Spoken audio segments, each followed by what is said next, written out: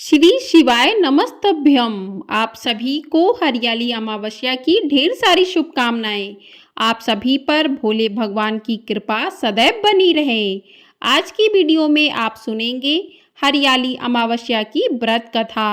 आपसे अनुरोध है कि कथा को पूरा अवश्य सुनिएगा। कोई भी कथा बीच में अधूरी नहीं छोड़नी चाहिए, इससे दोष लगता है। साल 2024 में हरियाली अमावस्या का व्रत 4 अगस्त दिन रविवार को किया जाएगा और जो भी भक्त इस दिन व्रत करते हैं तो उनको हरियाली अमावस्या की कथा को भी अवश्य पढ़ना अथवा सुनना चाहिए।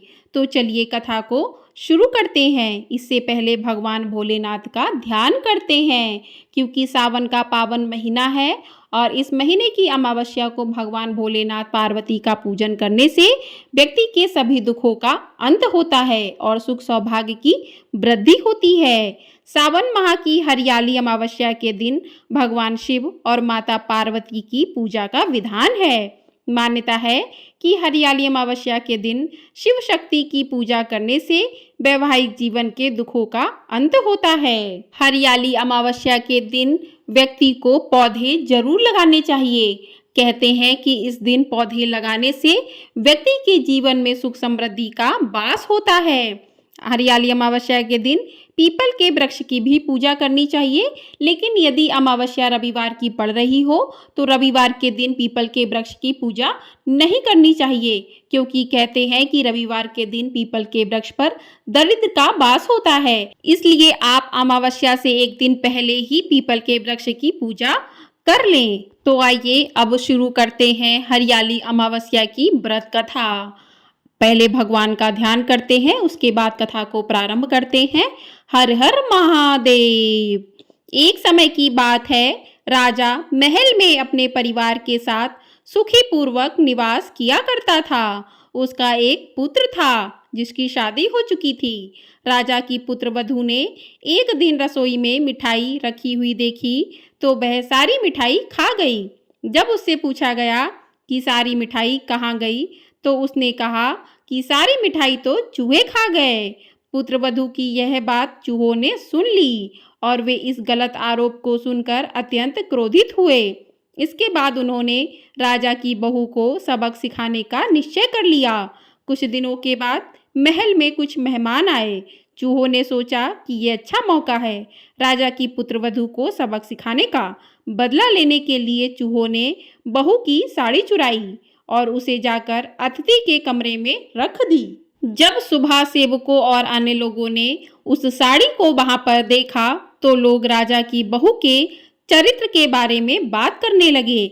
यह बात जंगल में आग की तरह पूरे गांव में फैल गई। जब यह बात राजा के कानों तक पहुंची तो उसने अपनी पुत्र वधू के चरित्र पर शक करते हुए उसे महल से निकाल दिया। राजा की बहू महल से निकलकर एक झोपड़ी में रहने लगी और नियमित रूप से पीपल के एक वृक्ष के नीचे दीपक जलाने लगी। इसके साथ ही वह पूजा करके गुड़धानी का भोग लगाकर लोगों में प्रसाद वितरित करने लगी। इस प्रकार कुछ दिन बीत जाने के बाद एक दिन राजा उस पीपल के पेड़ के पास से गुजरे जहां उनकी बहू हमेशा दीपक जलाया करती थी। इस दौरान उनका ध्यान उस पेड़ के आसपास जगमगाती रोशनी पर गया। राजा इसे देखकर चकित रह गया। महल में वापस आने के बाद उन्होंने अपने सैनिकों से उस रोशनी के रहस्य का पता लगाने के लिए कहा। सैनिक राजा की बात मानकर उस पेड़ के पास चले गए। वहां पर उन्होंने देखा कि दीपक आपस में बात कर रहे थे। सभी दीपक अपनी अपनी कहानी बता रहे थे। तभी एक दीपक बोला कि मैं तो राजा के महल से हूँ। महल से निकाले जाने के बाद राजा की पुत्रवधू रोज मेरी पूजा करती है और मुझे प्रज्वलित करती है। सभी अन्य दीपकों ने उससे पूछा कि राजा की बहू को महल से क्यों निकाला गया, तो उसने बताया कि एक दिन उसने मिठाई खाकर चूहों का झूठा नाम लगा दिया। इस पर चूहे नाराज हो गए और राजा की बहू से बदला लेने के लिए उसकी साड़ी अतिथि के कमरे में रख आए। यह सब देखकर राजा ने उन्हें महल से निकाल दिया। यह सब बात सुनकर सैनिक भी हैरान रह गए और महल वापस आकर उन्होंने राजा को पूरी कहानी सुनाई। यह सुनकर राजा को अपनी गलती का एहसास हुआ और उसने अपनी पुत्रवधू को महल में वापस बुला लिया। इस प्रकार पीपल के पेड़ की नियमित पूजा करने का फल राजा की बहू को मिला और वह अपना जीवन आराम से व्यतीत करने लगी। बोलिए हर हर महादेव। इस प्रकार से हरियाली अमावस्या की व्रत कथा पूर्ण होती है। हरियाली अमावस्या सावन मास की अमावस्या को कहते हैं, जो हरियाली तीज के 3 दिन पहले पड़ती है। इस दिन पेड़ पौधों को लगाने की भी प्राचीन परंपरा चली आ रही है। हिंदू धार्मिक मान्यताओं के अनुसार इस दिन आम, आंवला, पीपल, बट वृक्ष और नीम के पौधे को रोपने से देवता और पितृ प्रसन्न होते हैं। कई जगहों पर तो हरियाली अमावस्या को त्योहार के रूप में भी मनाते हैं। कहते हैं कि यह दिन प्रकृति के ऊपर आधारित है। वृक्षों की पूजा होती है। घर में पितरों को अर्पित करने के लिए अच्छे अच्छे पकवान बनाए जाते हैं, जिन्हें पिंडदान करके भोग भी लगाया जाता है। कहा जाता है कि इससे पितृदोष समाप्त होता है। हरियाली अमावस्या पर व्यक्ति को कम से कम एक वृक्ष का रोपण जरूर करना चाहिए, जो कि जीवन के लिए बहुत ही लाभदायक होता है। इसके अलावा किसानों के लिए यह दिन बहुत लाभदायक रहता है।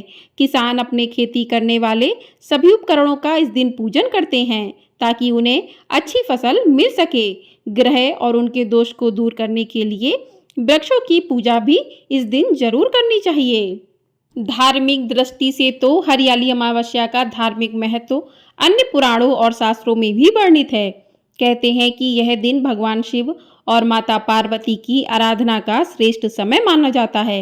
इस दिन शिवलिंग पर बेलपत्र, धतूरा और अन्य पूजन सामग्रियां अर्पित करने से विशेष फलों की प्राप्ति होती है। मान्यता है कि इस दिन व्रत और पूजा करने से सभी प्रकार के पापों से मुक्ति मिलती है और जीवन में सुख समृद्धि का वास होता है। नारद पुराण के अनुसार श्रावण मास की अमावस्या को पितृ श्राद्ध, दान, होम और देव पूजा और वृक्षारोपण आदि शुभ कार्य करने से अक्षय फल की प्राप्ति होती है। इस दिन यदि संभव हो सके तो किसी पवित्र नदी में स्नान जरूर करना चाहिए। यदि आप पवित्र नदी में स्नान नहीं कर सकते हैं तो घर के पानी में ही गंगा जल मिलाकर स्नान करें। सूर्य भगवान को अर्घ्य जरूर देना चाहिए और भगवान भोलेनाथ का ओम नमः शिवाय इस मंत्र का जाप भी जरूर करना चाहिए। जरूरतमंदों को दान पुण्य भी जरूर करना चाहिए। इस दिन आप गरीबों और जरूरतमंदों को भोजन करा सकते हैं, उनको वस्त्र दान कर सकते हैं, उनको दक्षिणा दान कर सकते हैं। इससे घर परिवार में शांति बनी रहती है। तो इस प्रकार से जो भी भक्त अमावस्या के दिन व्रत करके इस प्रकार से दान करते हैं तो उनके पितरों को शांति मिलती है और उनके घर पर पितरों का आशीर्वाद बना रहता है। हर हर महादेव। तो आपको ये वीडियो पसंद आई हो तो वीडियो को लाइक ज़रूर कर दीजिएगा। आपका एक लाइक हमारे लिए बहुत अधिक महत्वपूर्ण होता है और ज़्यादा से ज़्यादा लोगों में शेयर भी कर दीजिएगा। और चैनल पर यदि आप पहली बार आए हैं तो चैनल को सब्सक्राइब करना बिल्कुल भी मत भूलिएगा। आपको हमारे चैनल पर सावन मास की कथाएं प्रत्येक दिन सुनाई जा रही हैं, तो उनका आनंद लेने के लिए, उनको श्रवण करने के लिए चैनल को सब्सक्राइब ज़रूर कर लें।